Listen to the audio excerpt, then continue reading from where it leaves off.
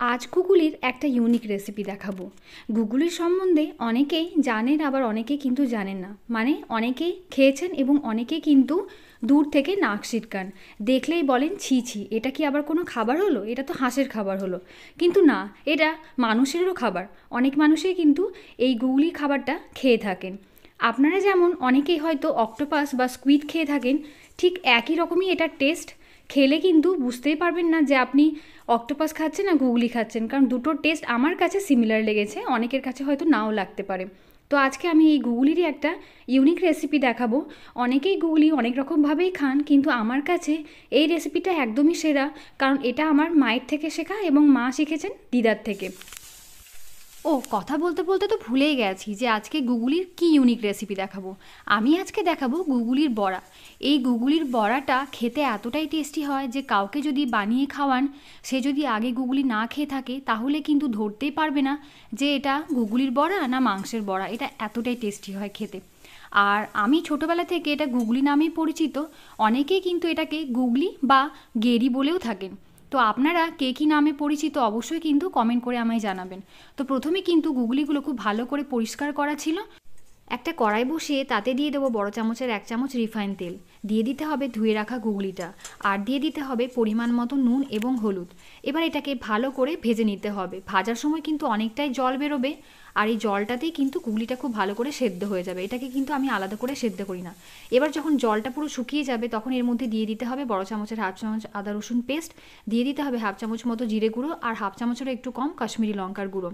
সব কিছুই যখন ভালো করে ভাজা হয়ে যাবে, প্রয়োজন পড়লে এখানে আরও একটু ছোটো চামচের তেল অ্যাড করা যেতে পারে যদি এটা একদমই শুকিয়ে যায়। ভালো করে ভাজা হয়ে গেলে এটাকে নামিয়ে রেখে দিতে হবে। এবার এখানে আমি একটু পেঁয়াজ কুচিয়ে নেব এই বড়াটার জন্য। তার জন্য নিয়েছি এখানে মিডিয়াম সাইজের 2টো পেঁয়াজ। আর নিয়ে নেব একটা লঙ্কা।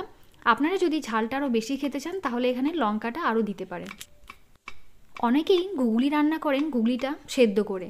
আমি কিন্তু ছোটোবেলা থেকেই দেখে এসেছি মাকে গুগলিটা কিন্তু কখনোই সেদ্ধ করে রান্না করে না, তেলের মধ্যে ওটাকে ভেজে নেয়। এতে কি হয়, গুগলিটা কিন্তু খেতে খুবই ভালো লাগে। আর গুগলিটা কিন্তু আপনি যদি সেদ্ধ করেও রান্না করেন বা যদি ভেজেও রান্না করেন, সেটা কিন্তু একই রাবারি যেমন হয় রাবারি টাইপেরই কিন্তু খেতে হবে, যতই আপনি আলাদা করে সেদ্ধ করুন বা না সেদ্ধ করুন।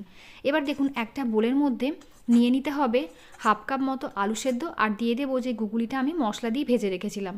দিয়ে দিতে হবে বড় চামচের 2 চামচ মতো বেসন, স্বাদ মতো নুন। আর দিয়ে দেবো এর মধ্যে কুচিয়ে রাখা পেঁয়াজ এবং লঙ্কাটা।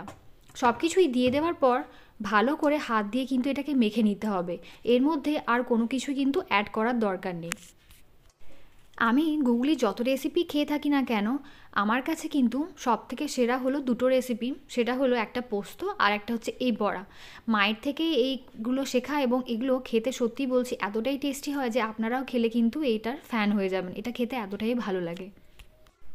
আমার যত বন্ধুরা আছেন আপনারা গুগলির কী কী রেসিপি খেতে পছন্দ করেন বা কী কী আপনারা বানিয়ে থাকেন অবশ্যই কিন্তু আমায় কমেন্ট করে জানাবেন। আর আজকের এই রেসিপিটা যদি আপনাদের ভালো লেগে থাকে তাহলে একবার হলেও বাড়িতে কিন্তু ট্রাই করে দেখবেন। কথা দিচ্ছি আপনাদের দারুণ লাগবে। তো এই যে কথা বলতে বলতে দেখুন এখানে গুগলির বড়াগুলো কিন্তু গোল গোল করে একটু চ্যাপটা করে আমি শেপ করে নিলাম। এবার ফ্রাইং প্যানে দিয়ে দিলাম এখানে তেল। যেহেতু বড়া ভাজছি তাই এখানে তেলটা একটু বেশি লাগবে। ওই ধরে নিন বড় চামচের 4 থেকে 5 চামচ মতো আমি এখানে রিফাইন তেল দিয়েছি। আপনারা চাইলে সর্ষের তেলও দিতে পারেন। এবার একে একে এখানে গরম তেলের মধ্যে বড়াগুলো ছেড়ে দিতে হবে।